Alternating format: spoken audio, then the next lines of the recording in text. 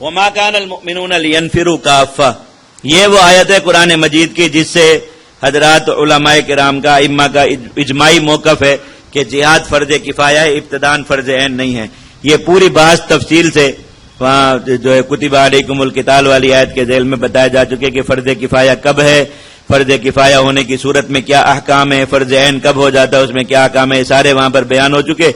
اگر ان کو مزید آسان الفاظ میں دیکھنا پڑنا ہو تو جہاد کا بیانیہ کے نام سے جو مضمون اس میں آیا، غامدی بیانیہ جہاد کے جواب میں 12 قسطوں میں القلم میں، اور جتنے بھی اعتراضات جہاد پر غامدیت کی طرف سے الحمدللہ ان سب کا شافی جواب اس کے اندر موجود ہے۔ اس کا دوسرا جو حصہ ہے، دوسری قسط، وہ حکم جہاد کے بارے میں جو اجماعی موقف ہے امت کا اس کے بارے میں، وہاں پر اس کو دیکھ لیجئے، اس کے دلائل بھی موجود ہیں اور سب کے کفایت کب ہے اور کفایت کا مطلب کیا ہوتا ہے۔ بہرحال یہ وہ آیت ہے جس سے امت کا اجماعی میں، کیونکہ اللہ نے خود فرمایا کہ سارے مسلمانوں پر نکلنا لازم نہیں ہے، البتہ نفیر عام کی صورت میں چونکہ سارے مسلمانوں پر نکلنا فرض عین ہو جاتا ہے، اور فرض عین ہونے کی سب سے ابلغ صورت یہی نفیر عام ہے، اس لیے غزوہ تبوک کے موقع پر سارے مسلمانوں پر نکلنا فرض تھا۔ اس کے علاوہ نبی کریم صلی اللہ علیہ وسلم کی حیات مبارکہ میں کوئی دوسرا موقع ایسا نہیں ہے جس میں مسلمانوں پر اس طریقے سے جہاد فرض عین ہو چکا ہو، کر دیا گیا ہو کہ پیچھے رہ جانے والوں کو سزا دی گئی ہو اور ان پر کوئی عقاب اللہ رب العزت کی طرف سے ہوا ہو۔ فلولا نفر من كل فرقة منهم طائفة ليتفقهوا في الدين، ہر گروہ میں سے ایک جماعت رہ جائے تاکہ وہ اللہ کے دین کا علم حاصل کریں اور اپنی قوم کو ڈرائیں جب وہ ان کی طرف لوٹ کر آئیں تاکہ وہ گناہوں سے اور برے اعمال سے بچے رہیں۔ یا ایھا الذین آمنوا قاتلوا الذین یلونکم من الکفار، اے ایمان والو ان کفار سے لڑو جو تمہارے قریب ہیں اور وہ تمہارے اندر سختی پائیں، جان لو اللہ تعالیٰ تقوی اختیار کرنے والوں اور پرہیزگار اختیار کرنے والوں کے ساتھ ہے۔ اور جب کوئی ایسی صورت نازل ہوتی ہے جس میں جہاد کا حکم ہوتا ہے تو لوگ ایک دوسرے سے پوچھتے ہیں کہ کس کا ایمان بڑھ گیا اس صورت کو سن کر، پس جو ایمان والے ہیں ان کا ایمان بڑھ جاتا ہے اللہ اور اس کے رسول کے وعدے سن کر۔ جب کوئی نئی فضیلت نازل ہو جاتی ہے، جب کوئی نیا وعدہ آ جاتا ہے تو ان کا ایمان بڑھ جاتا ہے اور وہ مزید جہاد میں چست ہو جاتے ہیں اور وہ خوش ہوتے ہیں جہاد کی آیات اور جہاد کے احکام کو سن کر۔ وَأَمَّا الَّذِينَ فِي قُلُوبِهِم مَرَضٌ، اور جن لوگوں کے دلوں میں بیماری ہے اور وہ یہ طے کر چکے ہیں کہ انہوں نے جہاد نہیں کرنا بلکہ اس سے جان چھڑانی ہے، فَزَادَتْهُمْ رِجْسًا إِلَىٰ رِجْسِهِمْ، تو قرآن کی یہ آیات ان کی گندگی میں اضافہ کر دیتی۔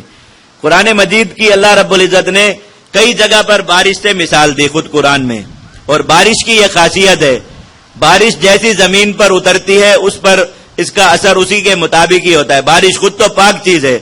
لیکن آپ دیکھیے اگر وہ پاکیزہ اور قابل زراعت زمین پر اترے تو کیسے خوبصورت پھل پھول اور پودے اور جو ہے وہ چیزیں اس سے رونما ہوتی جن کو دیکھ کر انسان کا دل خوش ہوتا ہے۔ اور اگر یہی بارش کسی ایسی جگہ پر اترے جہاں نیچے کچرا جمع ہو، گند پڑا ہوا ہو، تو کتنی زیادہ بدبو ہو، پہلے اس کچرے کی بدبو دبی ہوئی ہوتی ہے لیکن پاک بارش اس پر ہونے کی وجہ سے اتنی زیادہ بدبو پھیل جاتی ہے کہ وہاں بیٹھنا محال ہو جاتا ہے۔ اللہ تعالیٰ نے مومن اور منافق کے دل کی مثال دی کہ آیات جہاد سننے کہ جتنی زیادہ سنتا چلا جائے ایک مومن کا دل خوش ہوتا ہے کہ اللہ کا یہ بھی وعدہ مجاہدین کے لیے، اللہ کا یہ بھی وعدہ مجاہدین کے لیے۔ اور ایک آدمی جو نفاق زدہ ہے اس کے اندر کی گندگی میں اور اضافہ ہوگا، پہلے 10 آیات کا انکار کر رہا تھا، 11ویں سنی اس کا انکار، پہلے اتنی آیات میں تعویل کر رہا تھا، اگلی سنی مزید اس میں تعویل، تو ان کا گناہ، ان کے اندر کا نفاق اور ان کے اندر کا رجس مزید اس کے اندر ترقی ہوتی چلی جاتی ہے اور مزید اس کے اندر ان میں اضافہ ہوتا ہے۔ اولا یرون انہم یفتنون فی کل عام مرۃ او مرتین، کیا یہ لوگ نہیں دیکھتے کہ ہر سال ایک بار یا 2 بار آزمائے جاتے ہیں، پھر توبہ نہیں کرتے نہ ہی نصیحت حاصل کرتے ہیں۔ اور جب ایسی صورت نازل ہوتی ہے، ان منافقین کے سامنے جہاد کا حکم نازل ہوتا ہے، کیا کرتے ہیں؟ نظر بعضهم الی بعض، کنکھیوں سے ایک دوسرے کو دیکھتے ہیں، اشارے کرتے ہیں آنکھوں سے، هل یراکم من احد، کہ کسی مسلمان نے ہمیں دیکھا تو نہیں کہ جب یہ جہاد کا حکم دیا جا رہا تھا ہم بھی یہاں موجود تھے، ثم انصرفوا، پھر بھاگ جاتے ہیں۔ اور بعد میں جب مسلمان پوچھیں کہ تم فلاں وقت میں نہیں گئے، فلاں، کہتے ہیں ہم نے تو یہ بات سنی نہیں تھی۔ تو آپس میں ایک دوسرے کے ساتھ یہ پختہ ہو کر کے کہ کسی مسلمان نے یا اللہ کے نبی صلی اللہ علیہ وسلم دیکھ نہیں لیا کہ اس وقت میں جب حکم دیا جا رہا تھا یہ لوگ بھی یہاں موجود تھے، پھر وہاں سے بہانہ کر کے بھاگ جاتے ہیں۔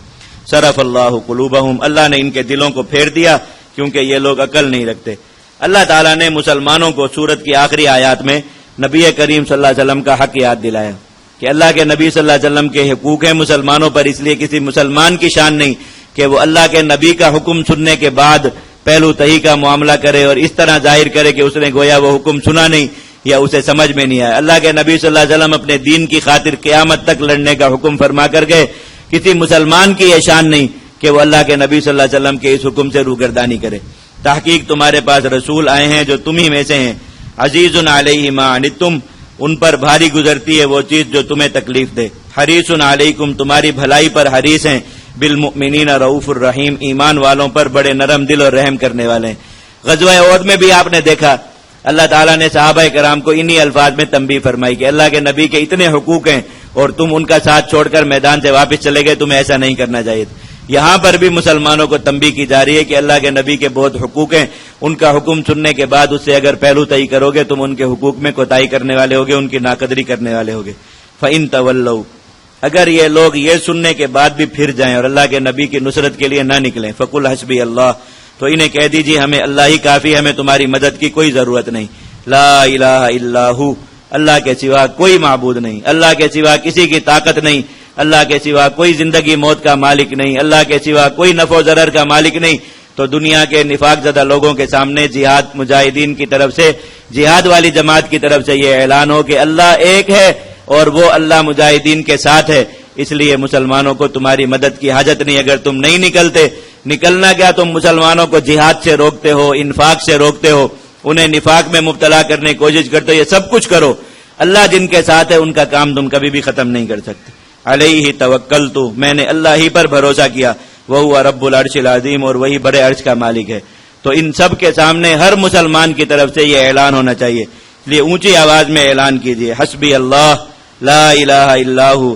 علیہ توکلت وہو رب العرش العظیم. ہم سب کا بھروسہ اللہ رب العزت پر ہے کہ وہ ہمارے کام کو بھی باقی رکھے گا، ہماری جماعت کو بھی باقی رکھے گا، ہمارے محاذوں کو بھی باقی رکھے گا، ہمارے معاونین کو بھی باقی رکھے گا. کوئی ان کا کچھ نہیں بگاڑ سکتا. جو اس راستے سے محروم ہوگا وہ اپنے لیے محرومی کمائے گا.